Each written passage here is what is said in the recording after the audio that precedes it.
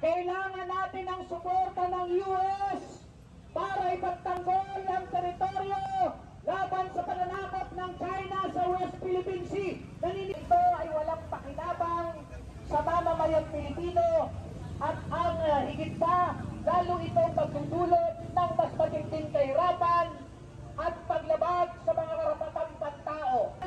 Sa panahon walang iba kung hindi ang gobyerno ni Bongbong Marcos na matagal nang nagtatagulot ng mga interes patakaran ng sa pamamagitan ng pag-aarmas, pagbibenta ng armas.